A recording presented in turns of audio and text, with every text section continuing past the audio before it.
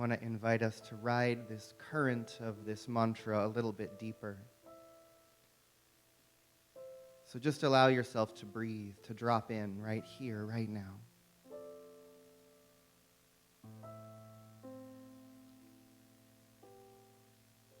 And just take a moment to think about whatever it is that you are experiencing, struggling with, or celebrating in your life right now.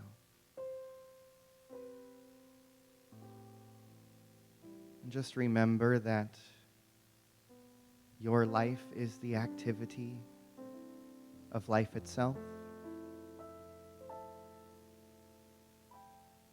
And now let's take a moment to think about our community, our nation, and all that is unfolding around us.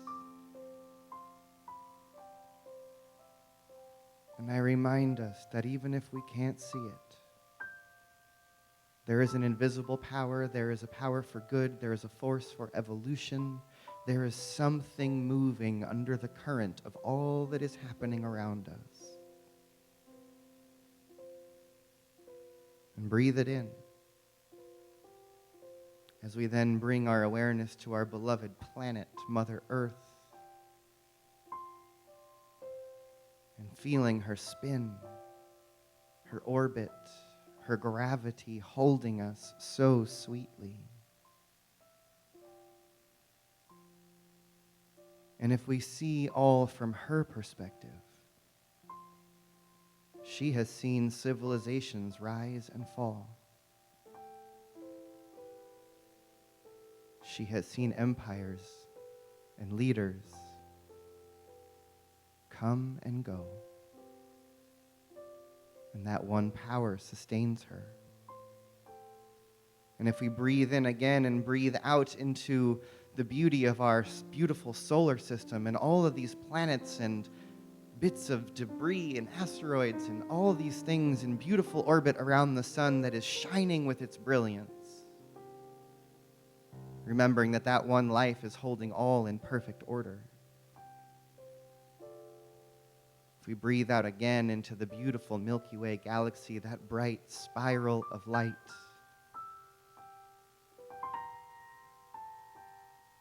so eternal, almost unchanging, and yet always changing.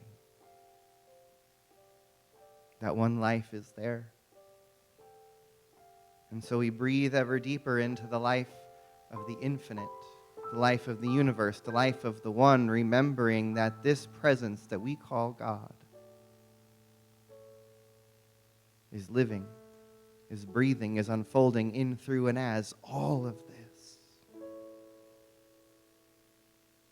For the infinite life of the universe, for the hundreds of thousands or millions or billions of years of the galaxies, of the stars, of the life of this planet, of civilization, of empires, of nations, of individuals. There is one power, one source, one presence moving through it all. And so let us come back into this space, into this room, into this moment,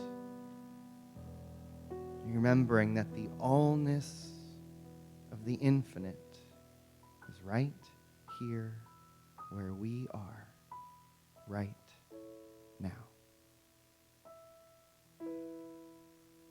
And so let's take another deep breath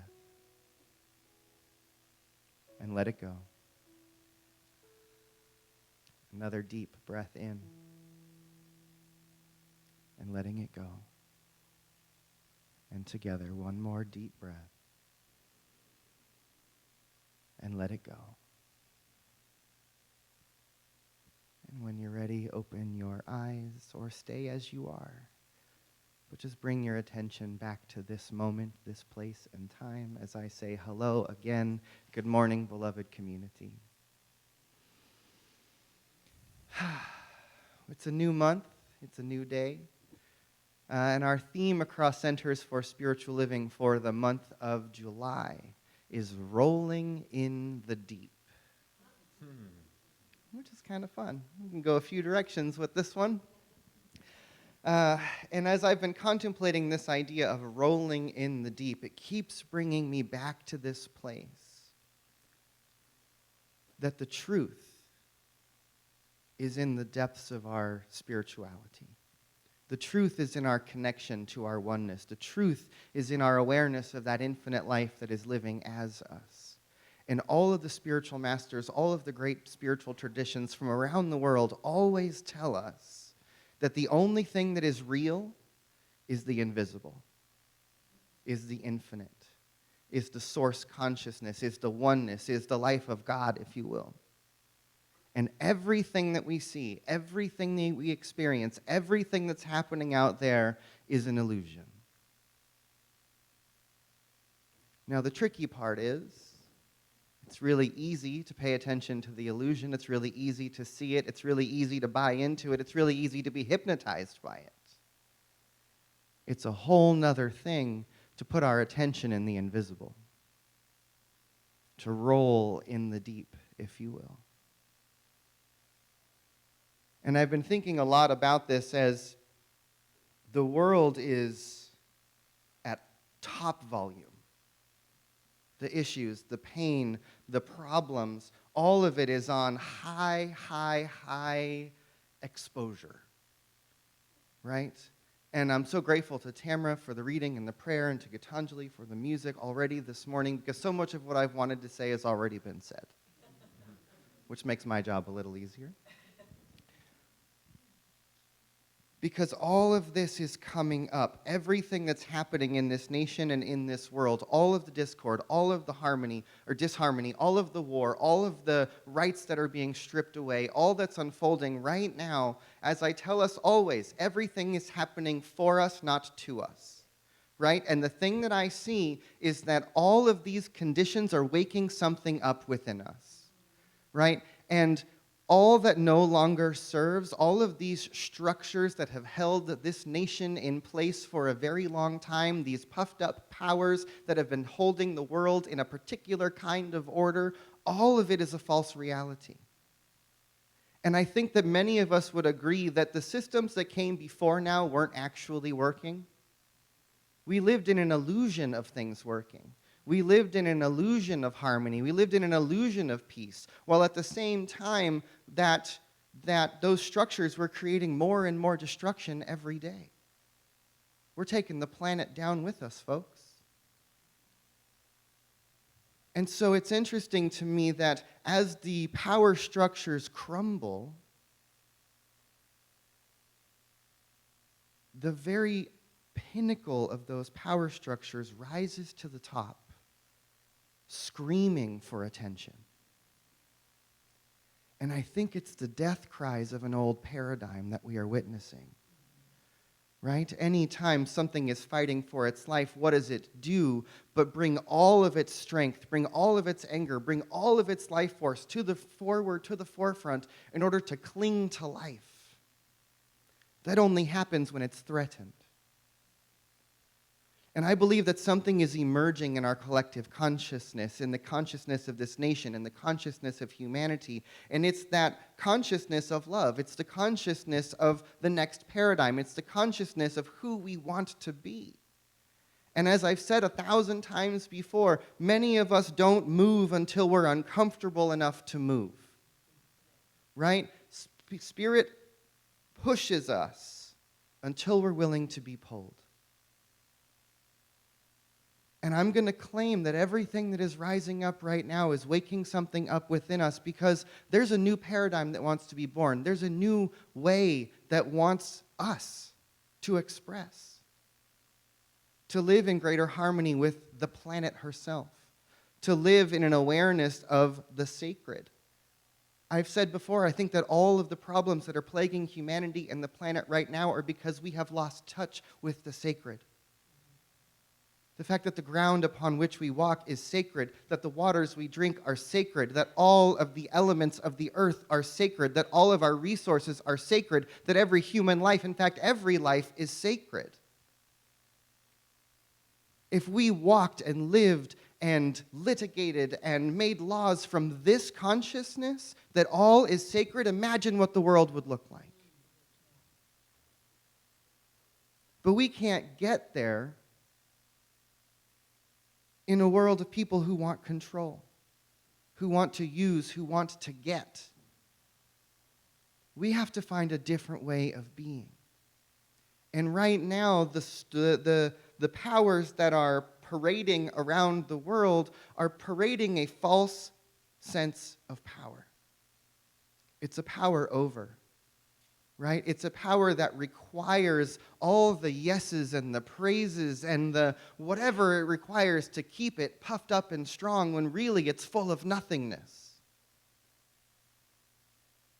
The true power resides at the very core of each one of us. It's that sacred center. We have to cultivate a relationship with that sacred center. Because if we do not, the illusion, the disillusion, the pain, the problems, those are the things that are going to capture our attention. And there is so much available right now to take our brains into a state of fear, of panic, of despair, of hopelessness. But what do we know? We know that fear hijacks our brains. This is a methodology. There is fear being cast upon the land in order to hijack our minds so that we cannot think clearly. And our call is to get our minds out of the fear, to drop into a deeper place, to roll in the deep so much that we walk through the world with a different perspective. I've been having this in our synthesis class yesterday. We had some discussions around all the things that are unfolding here, and one of our folks mentioned seeing a protest for Palestine. And the video or the image that they saw was a group of people all sitting down in protest. Not shouting, not marching, just sitting. Yeah, thank you, Marcia. And I keep having these visions that the protest needs to be quiet. It needs to come from a still place of centeredness. Because when we're just trying to put out fires and fight horrible monsters and demons, we're going to get lost in the fight. We're going to be in that fight or flight. We're going to be in that fear mind. But if we're rolling in the deep, if we're steeped in meditation, if we're steeped in prayer, if we're steeped in the mantra, then that vibration becomes our perspective. That vibration becomes our peace. That vibration becomes the energy that moves around us as we walk in the world. And I was listening to something this week where someone was referencing the phrase from Jesus that says, "The meek shall inherit the earth." And they gave this interpretation of that word, saying, I've never really liked that word meek. It kind of has a meek sort of vibe. And they said, but what if we think about this word? And they went down to the Greek and kind of picked it apart and said, well, there's a meaning here that we can grab onto, which says meek isn't about weakness. The translation they were using said that the word meek means the ones who walk with their head bowed. The ones who walk in reverence. The ones who walk in a way that is not seeking power, but is living a prayer. That if we walk with our attention on the inside, that's the energy, that's the place, that's the consciousness that allows us to change what's on the outside. This whole philosophy we teach, science of mind, is all about this idea that everything is created in thought first, that everything that happens on the inside manifests on the outside. And if we're just trying to clean up the outside, we're just sweeping away the conditions, we're not doing anything to shift the cause. And the cause is something eternal. The cause is something in us. For better or for worse, the cause is something inside of us, each one of us. And the call for us is to cultivate something more, a new vision, something that's calling us, right? Thank you for the mention of the need for hope in this moment. And hope is not a small little thing. Hope is not just a little, I hope that happens. Right? Hope is a light in the darkness. Hope is a reason to keep going. Hope is a vision even when you can't see it. Right? And we've all maybe heard the acronym for FEAR, right? That fear is false evidence appearing real, or forgetting everything's all right. When we get into fear. And I've been playing with the word hope this week. And a couple acronyms came to me that hope could tell us, hold on, pain ends. Hold on, pain ends. Everything will pass. Everything is in motion. Even the things that we see that are rising up, that are so horrible, that are so painful to see, these things too shall pass. And so we can hold on because pain ends. We can also hold on and remember that possibilities exist. Hold on, possibilities exist. Hold on, potential is emerging. Hold on.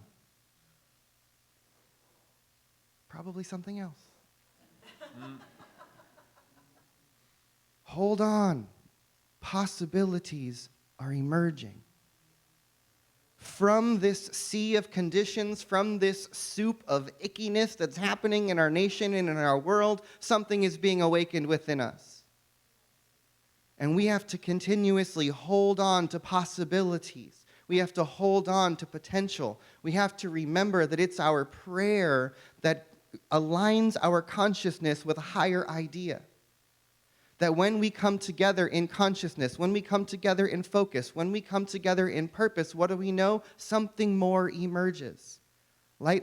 Lynn McTaggart tells us, anytime a group of people focus on the same thing at the same time, the power of intention multiplies.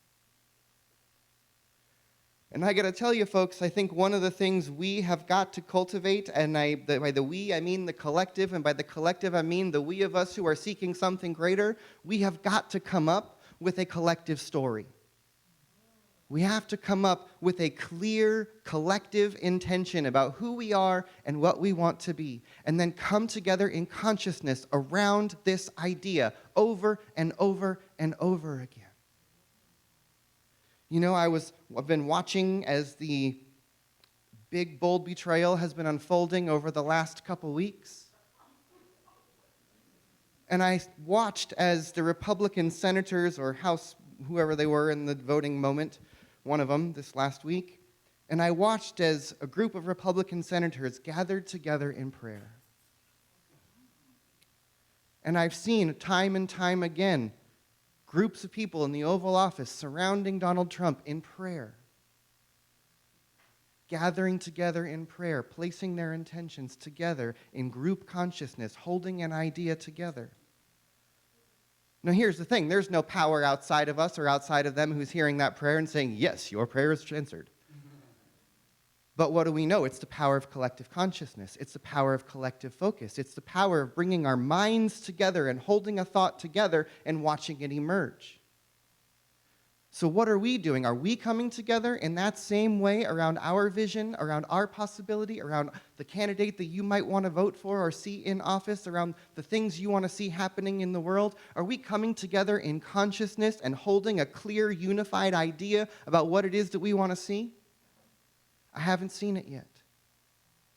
But I've watched as a unified vision called Project 2025 was spread across the airwaves.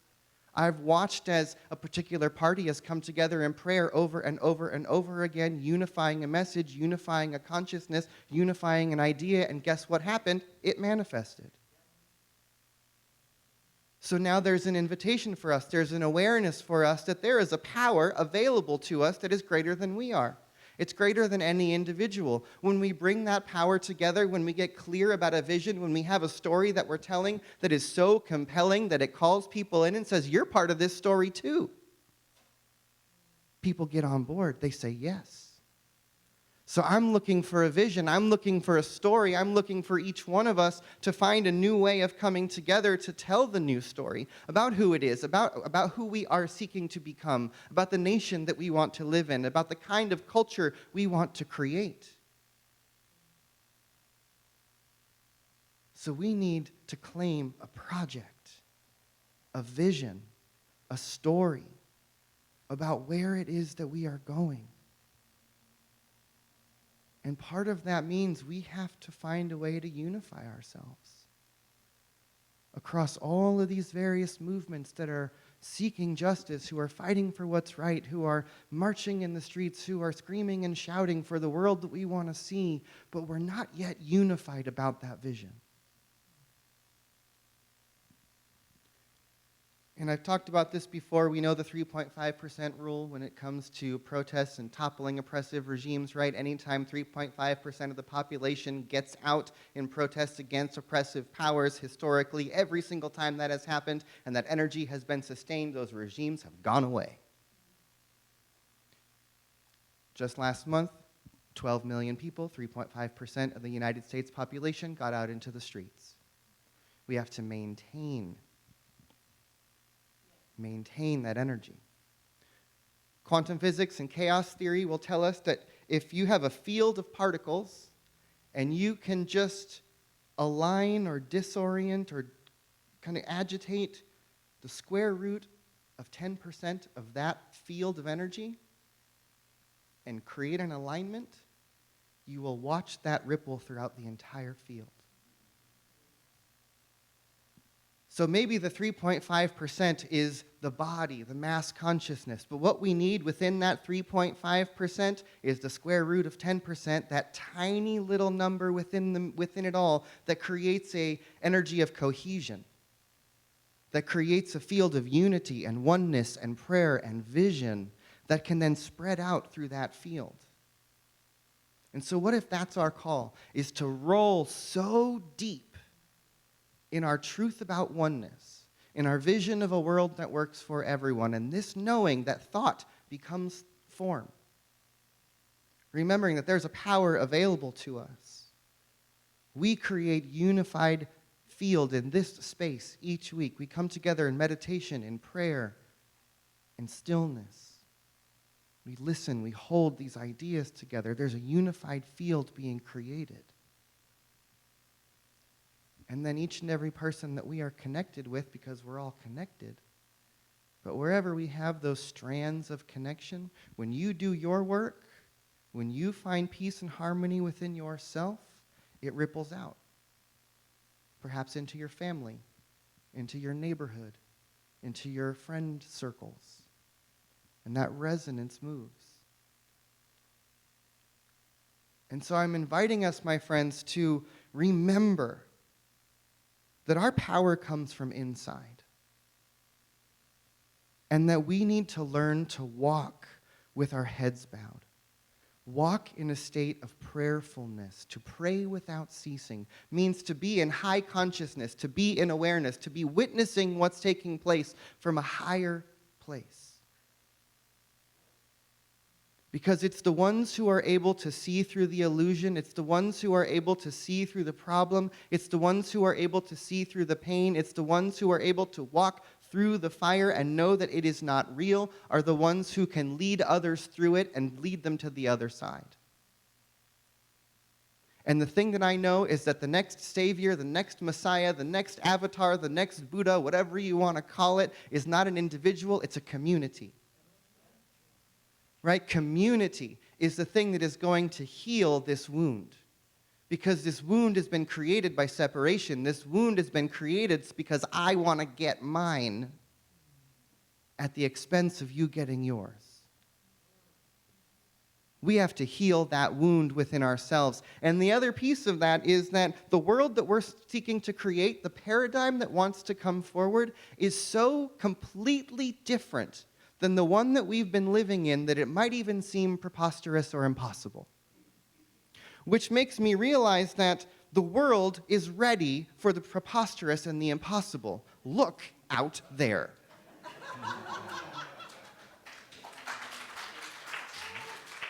Right? And I realized that much of what we're seeing is because I think everyone knows that the world we're seeking is so different from the world we are living in, it's almost ridiculous.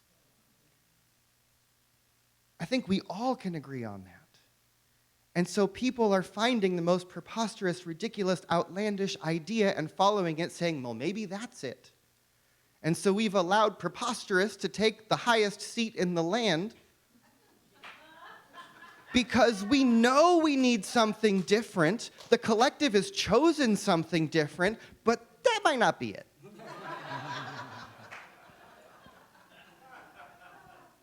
But we're getting clarity.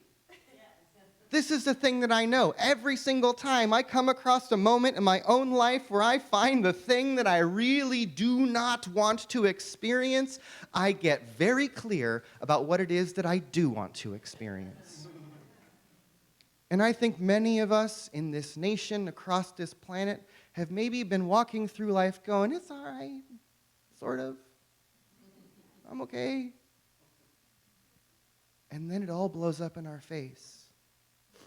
And now we know what we don't want. I think many of us are really clear about what we don't want for our communities, for our nation, and for our world. And so let that reflect something back to us. A vision about who it is we really want to be. We've been given the measure. We've been awakened to this idea that everything needs to change. And maybe we wouldn't have made this choice if we weren't in this situation. If things had just gone on as normal, if we'd all gotten the candidate we wanted, if the vision of the world we wanted, it probably would have just kept going the way that it was. Silently oppressing the masses, destroying the planet. But now we've just let it all out. And from this place, we can see something new. Perhaps from this place, we're willing to let go of everything we thought served us because we can't take it with us where we're going. There are whole ways of doing and being, whole thought forms, whole systems of mind that each one of us have to let go of. This isn't them that have to do the work out there and fix it. It's not those people who voted that way who have to change their minds. Guess what, folks? It's us. Every single one of us. There is no one who is outside of this moment who gets a pass on doing the work. All of this is being created by us. And we, I think, are being broken down a little bit so that maybe we can start to open and let something come through us. It's no longer about forcing and making. It's about opening and allowing. What if we began to walk in this world as if everyone and everything is sacred? What if we began to look for God or the divine or the infinite in the eyes of each and every person we interact with, not just the ones we agree with? Can we see God? Can we see the oneness? Can we see the connections? Because until we do, we're not going to heal this. This seeming sense of separation is the cause of all of the problems we're looking at. And so we have to heal that sense of separation, find our connection, find our oneness. And from that place, to something more can guide us, to something more can emerge, the path can unfold. And what we know, is that the way knows the way, so we have to trust.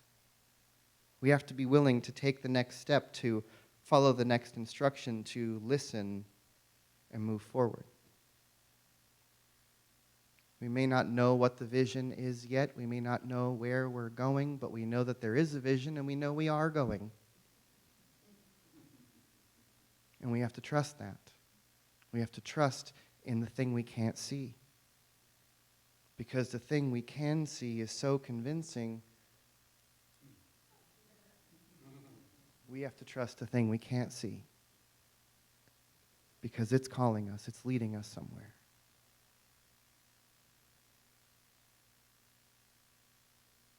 So let's take a breath and let it go. Take another deep breath in. If it's comfortable for you, close your eyes and breathe again.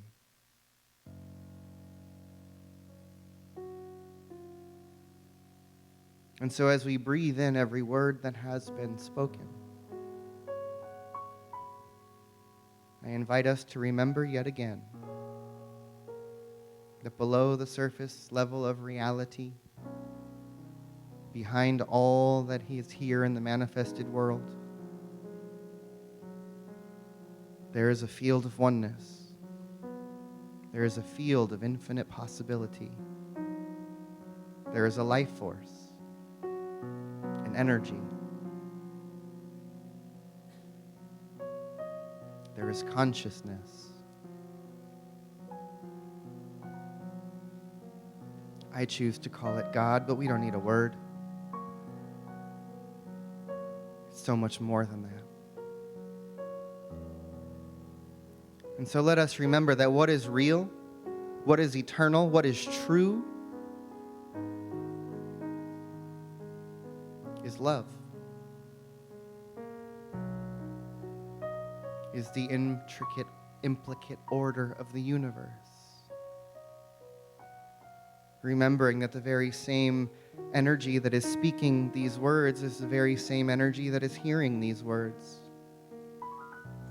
That the one life that is unfolding in, through, and as every life and all the activity that's happening on this world and in this nation and in our lives, that same power is the power that spins those galaxies and spirals that beautiful light, that holds the planets in perfect balance, that shines the sun, that grows the grass, that fruits through the trees.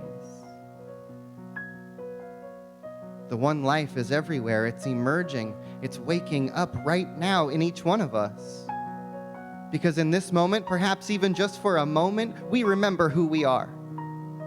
We remember that we are the infinite. We remember that we are the possible. We remember that each one of us is the way that the Spirit of the living God is revealing itself here in this world, walking the path, living the prayer. That when we remember that, when we remember that the power that lives within us is greater than anything that surrounds us, when we remember that the life force that forges worlds is the same life force that speaks and marches and acts and chooses through us, then we can remember that we are infinitely powerful. We can remember that we are intimately and intricately interconnected. We can remember that that one life is seeking to express itself, to express its love, to express its harmony, to express its peace, to express its beauty as life, as each one of us, as society. And so what I know is that there is a great turning, a great transformation, a great moment of possibility is upon us, where all that was is falling away, where all that no longer serves, we cannot hold on to any longer. And as it falls away, yes, there are things rising up to bring it to our attention. There are things that are showing up that are shaking us awake. But at the same time, something new is emerging. Even in the chaos, there are pockets of order that are being created. There are communities that are coming together in higher consciousness. There are individuals and groups who are coming up with new visions of how we want to live and how we want to be. From the chaos, from the disruption, from the pain, we are being awakened. Something new is saying, yes, there is a life force that is being born. Let the contrast awaken us and make us so absolutely clear about who we are and what we want to experience in this world that we go straight for it. That we can hold on because we know that possibilities are emerging.